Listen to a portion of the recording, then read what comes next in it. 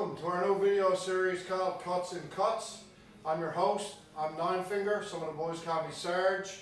Let me tell you a little bit about what's going on. So we're going to get bikers in here, guys who are in motorcycle clubs, to get a haircut, and I'm going to get the opportunity to shoot the shit with them a bit, ask them a bit about the life, ask them a bit about themselves and what brings them to the life, and hopefully you'll enjoy what you hear. So let's introduce the barber, because he's pretty important in this whole process. Barber, introduce yourself. Booze Fighter Prospect Brian from Chapter 128, Newfoundland, Canada.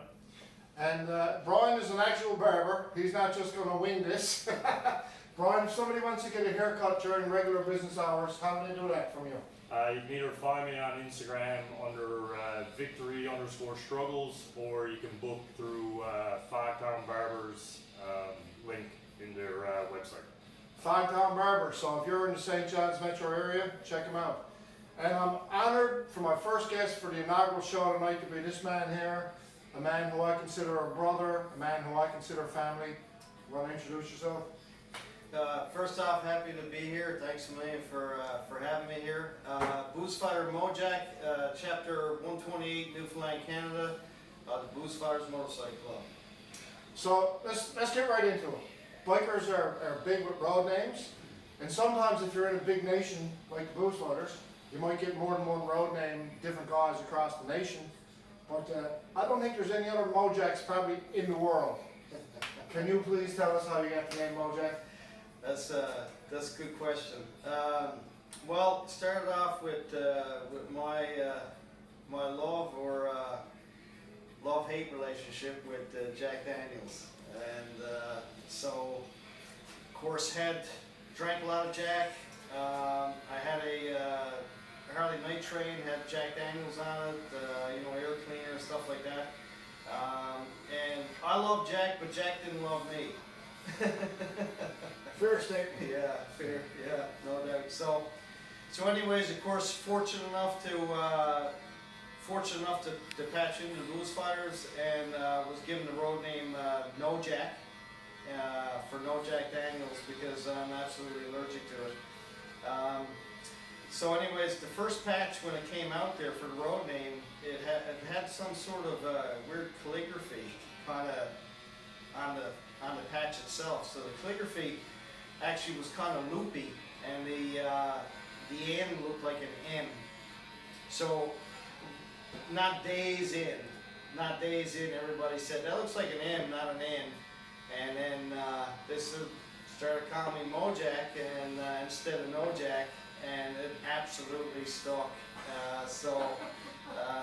It was Mojack from then on. Yeah, that's where it came from. Mojack it is. Good story. Yeah. So tell me about your weapon of choice. What do you ride?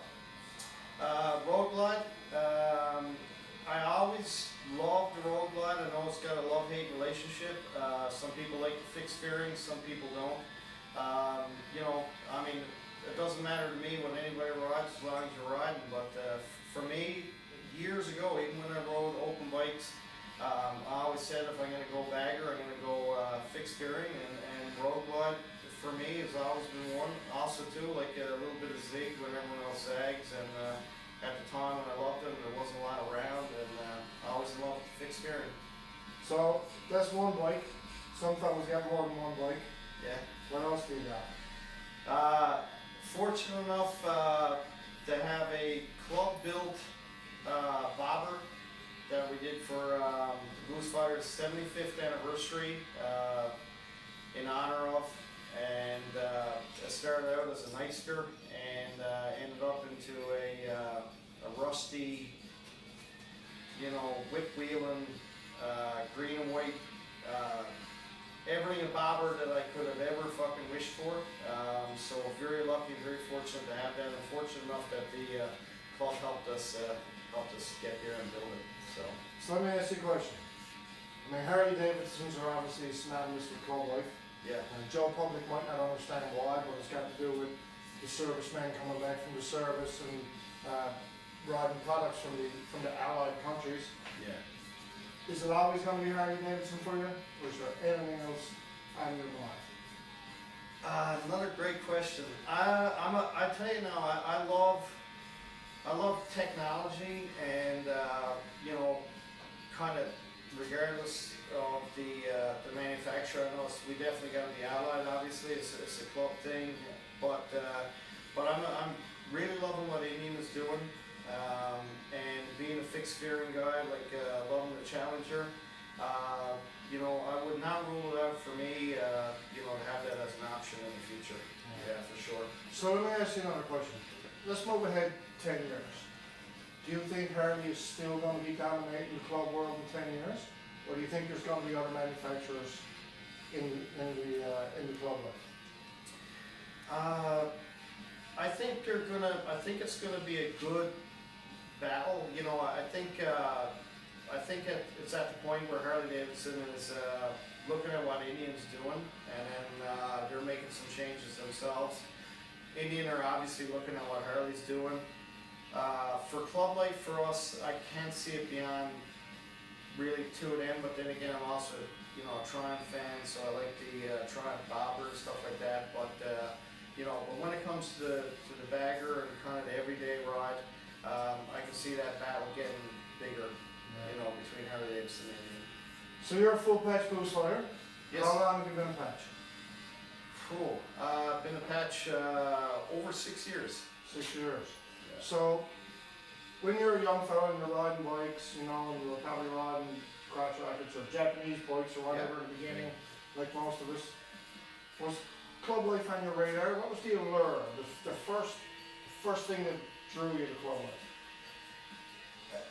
I'm going to say this with complete honesty, that I've always felt that it was something that I wanted to be involved with, pursue, or be involved with at some point in my life. Like at a very early age, I was you know, dirt biking like a lot of people do. And the truth of the matter is, bikes were in my blood from a really early age, and it didn't take very long to realize that you know, that I did want more, you know. And of course, and then you know, you do some research and you see a pack banana road as a kid, you know, and you say, you know, I want more, I want to be part of that. I never knew really how or where I would end up or whatever, but just wished my life would bring me to a point where it brought me in the club. Yeah. Okay, so you're in a club. How many positions have you held in the club, if any? I have held positions, absolutely. Been treasurer and vice president and president. Yeah. Alright, so And yeah, but but for me the real crown is making a member and becoming getting that bottle. Yeah, yeah. Alright, so just a couple more questions. You've had a lot of big positions in the club. Sure. I know you're a busy man, you're married, you got children, you run your own company. Yeah. What is it about the club life that keeps you excited, that really gets you going and keeps you involved on a day-to-day basis? Because they say the average club life is 4 years, right?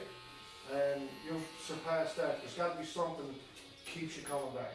What is it that nobody else would understand if they're not in the club? I think that if I had to really say anything in regard to that, people wouldn't really understand. It's kind of like you gotta be of the mindset, the club mindset. You know, it's got to be something that you want to do. It's got to be a passion. It's got to be every single day you swing your feet out over the bed and you say, you know, I'm going to do the best for my club that I can. And, you know, kind of roll with it that way. It's not a chore if it's something that you absolutely love to do. And I think it's club life is for some people and it's not for others. And it's just depends on the individual. For me, every bit of it is absolute pure love. Fair statement. Yeah. So, and maybe the answer to this ties in with what you just said, but how do you achieve the balance? Because there's got to be some balance. I mean, a man like you with two teenagers at home, running a business, and being in your club is not a part-time gig, I know that. No. Right? How do you achieve the balance? I mean, it can't be all one way. No. I've had this conversation before with people, and the truth of the matter is that that finding that balance never really goes away. That it's, you know, you have to constantly be, you know, trying to work all angles and making it work. The thing about it is that I find that it does get easier, that when you're involved in a club and you know, your family's behind you and they're supporting you and everything about it, that it gets easier because they know it's exactly what you need to do, and they know exactly it's what you love to do, and you have to do it. So you know, support a family. The family support comes, and you know, and hopefully it's there early on. You know, but somehow the pieces seem to fit. You know, the more you dig in. Yes. All right. So here's the last question. Sure. There may be people watching this now who are interested in club life. They maybe want to start coming around a club. What would be your best advice to somebody who maybe wants to explore this life?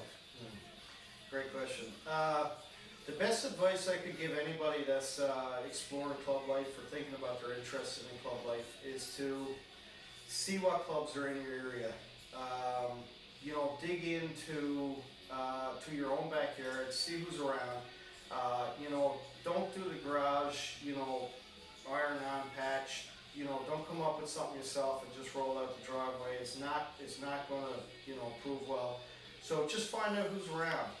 Find out your interests, you know, and what club suits you. And regardless of what that club is, you know, pursue it. But have a look in your own backyard to see who's around, and you know, take it from there. Great advice. All right, so I hope you enjoyed the few minutes that we had here with Mojack. Of course, we could talk for hours about club life. If you're in the St. John's metro area and you're in a club and you're interested in getting a professional cut, as you can see, the man knows what he's doing. And you want to come and shoot the shit about bikes and bike clubs, drop me a comment, drop me a line. I'm easy to find. Check this show out, share it with your friends, and maybe we'll be back in a couple of weeks with another member. Until now, cuts and cuts. Cheers.